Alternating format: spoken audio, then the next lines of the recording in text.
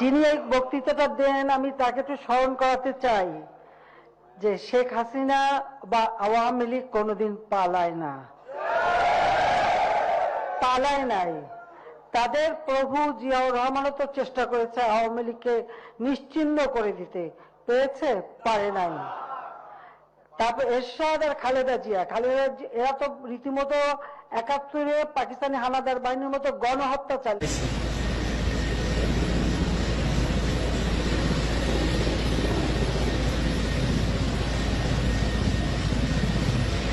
এখন আছে বলে, তোমার দলের চাকা উপরে আছে বলে যারা মানুষের উপরে জুলুম করছো, আলেমদেরকে ধরতেছো, মুসল্লিদেরকে ধরে ধরে জেলে ঢুকাচ্ছ, সময় আসবে এমন ইন্দুরের গর্ত অপমানা পালাবার জন্য আবু জাহেলের গোষ্ঠী মনে করেছে সোজা আঙ্গুলে ঘি যখন উঠলো না, আঙ্গুল বাঁকা করতে হবে। শুরু হয়ে গেল অত্যাচার, শুরু হয়েছে না?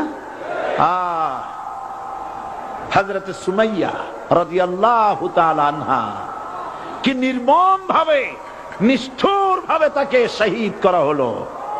খাব্বাব, খুবাইব, হযরত খাব্বাব রাদিয়াল্লাহু তাআলা আনহুকে দেখে হযরত ওমর একদিন বলছিলেন, খাব্বাব তোমার পিঠে এত গর্ত কেন? এত গর্তওয়ালা পিঠ আর এত চিকুন কোমর আমি তো জীবনেও দেখিনি। হযরতে খাব্বাব বলেছেন, ওমর জানো না, ইসলাম কবুল করার অপরাধে, কালেমা পড়ার অপরাধে কাফির বেঈমানেরা আমাকে মারধর করেছে। যখন আমি তাদের মারে কালেমা ছাড়ি নাই, তখন আগুন জ্বালায়া আগুনের আংটার উপরে, আগুনের উপরে আমাকে চিৎ করে শোয়ায়া, আমি যেন নড়াচড়া করতে না পারি সেজন্য আমার বুকের উপরে পাথর চাপা দিয়া রেখেছে।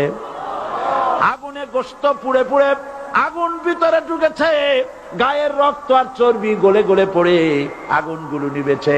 ওই পিঠে যে গর্ত হয়েছে আজও পর্যন্ত সেই গর্ত মিটে যায় নাই। হযরত খাব্বাব রাদিয়াল্লাহু তাআলা আনহু বলছেন, বুখারী শরীফে হাদিসে ভাবে এসেছে, ওয়ান খাব্বাব বিন আরিত রাদিয়াল্লাহু তাআলা আনহু আন্নাহু قال শাকাউনা ইলা রাসূলিল্লাহ সাল্লাল্লাহু আলাইহি ওয়াসাল্লাম ওয়া হুয়া মুতাওয়াসসাদুন বুরদাতুন লাহু ফি জিল্লিল কাবা। আমি গেলাম রাসূলুল্লাহর কাছে, যে দেখি হুজুর বাইতুল্লাহ শরীফের ছায়ায় আরাম ফরমাচ্ছেন। আমি কাছে গিয়ে বললাম, আলা তাস্তানসিরু লানা আলা তাদউ লানা ইয়া রাসূলুল্লাহ, হে রাসূল আপনি কি আমাদের জন্য দোয়া করবেন না? আপনি কি আমাদের জন্য আল্লাহর কাছে সাহায্য প্রার্থনা করবেন না? মার খেয়ে খেয়ে তো শেষ হয়ে গেলাম। শুনতেছেন আপনারা? আল্লাহর নবী উঠে বসলেন, বললেন, খাব্বাব শোনো, তোমাদের আগে যারা এই পৃথিবীতে এসেছিলেন দ্বীনের দাওয়াত দেওয়ার জন্য, সমকালীন রাষ্ট্র শক্তি তাদেরকে ধরত, ফায়ুখাজুর রাজুলু ফায়ুহফারু লাহু ফিল আরদ, তার জন্য তারে ধরে নিয়া মাটির মধ্যে গর্ত করত, ফায়ুজআলু ফিহা, এরপরে সেই গর্তের ভিতরে তাকে কোমর পর্যন্ত গেড়ে দিত। সুম্মা ইউতা বিল মানশার, এরপরে করাত আনা হতো, ফায়ুদাউ আলা রাসিহি, এরপরে করাতটা মাথার উপরে রাখা হতো, ফায়ুজআলু নিসফাইন, এরপরে করাত দিয়া চিরে চিরে জীবিত মানুষটাকে দ্বিখণ্ডিত করে ফেলে দিত। মা ইয়াসুদ্দুহু যালিকা আন দীনি, এত কষ্ট দেওয়ার পরেও, এত জুলুম করার পরেও দ্বীনের দায়ীদেরকে এক চুল পরিমাণ আল্লাহর রাস্তা থেকে তারা সরাই দিতে পারে নাই। ওয়াল্লাহি, ও খাব্বাব, আমি আমার আল্লাহর নামে কসম করি। ও মুসলমান, কে কসম করতেছে? আল্লাহ রাসূল। আমি আমার আল্লাহর নামে কসম করি, ওয়াল্লাহি লা ইউতাম্মান্নাল্লাহু হাযাল আমর হাত্তা ইয়াসির রাকিবু মিন সানা ইলা হাযরামাউত।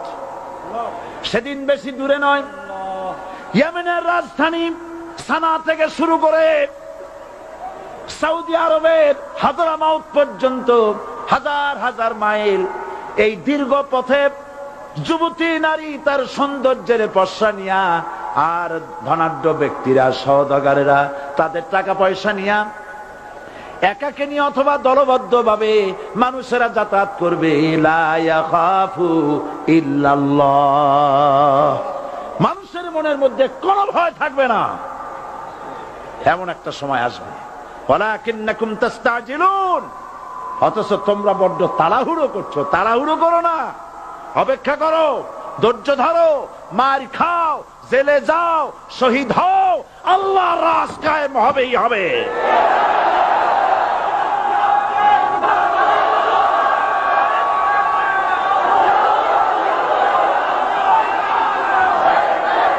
বিল্ডিং থেকে শিক্ষা গ্রহণ করুন।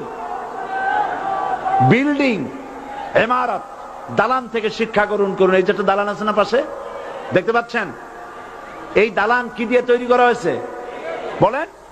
ইট। সমস্ত ইটেরা যদি ধর্মঘট করত, আমরা কেউ মাটির তলায় যাব না, কেউ আমরা আগুনে পুড়ে ঝামা হব না, পিক হব না, কেউ আমরা টুকরা